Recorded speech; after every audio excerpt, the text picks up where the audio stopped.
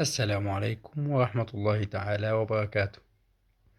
طبعا تحية لنادي الزمالك جماهيرا ولاعبين. تحية خاصة ليهم، ألف مبروك الفوز على بيراميدز.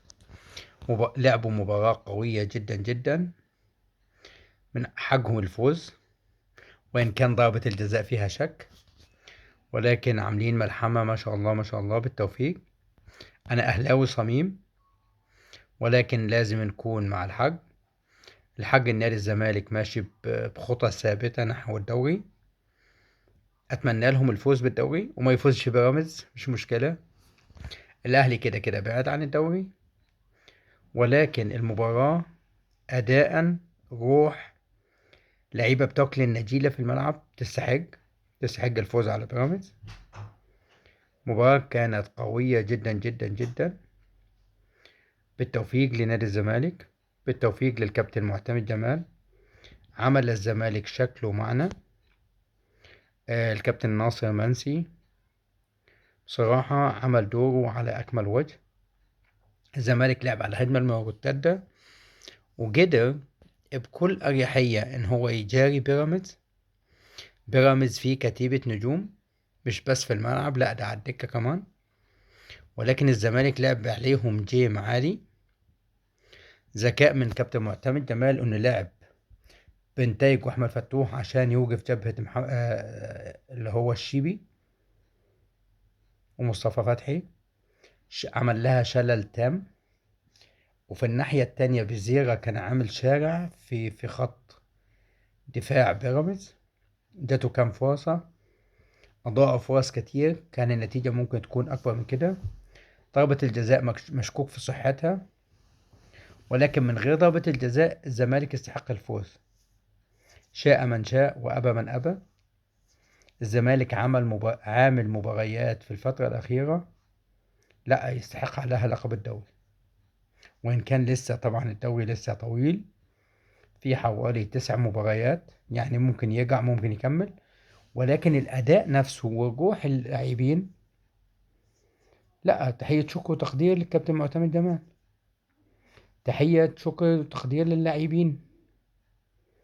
أداء في روح. الناشئ اللي نازل مش خايف، ما عندوش رهبة المباريات، مدرب مديله الثقة.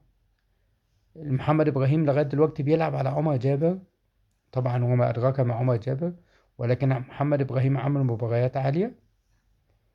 معتمد جمال ما خافش من اسم عمر جابر، لأ، قال لك اللي بيأدي هو الأساسي، وده على العكس التام في النادي الأهلي. محمد طاهر بقاله مواسم في الأهلي، ملوش يعني حسنة تذكر، ممكن مباراة أو مباراتين في 5 مواسم. آم، اللعيبة اللي نازلة الملعب تاكل الملعب، تاكل النجيلة في الملعب، في روح، أداء قوي، ثقة بالنفس. اللعيب اللي طالع مش همه مين يلعب مين يفوز، لا، شابوه نادي الزمالك أداء ونتيجة.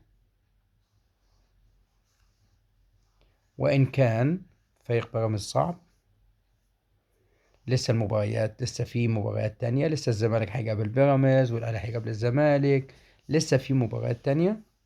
ولكن حتى الآن الزمالك بيأدي بروح عالية جدا جدا جدا. طبعا بنتمنى له التوفيق في المباريات القادمة في بطولة أفريقيا.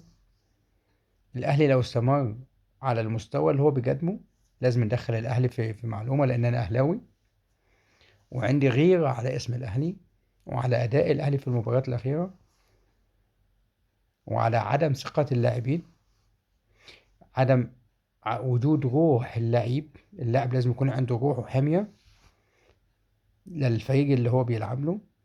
أنا بشوف إمام عاشور ومحمود حسن تريزيجيه، بقية اللاعبين بيأدوا تأدية واجب.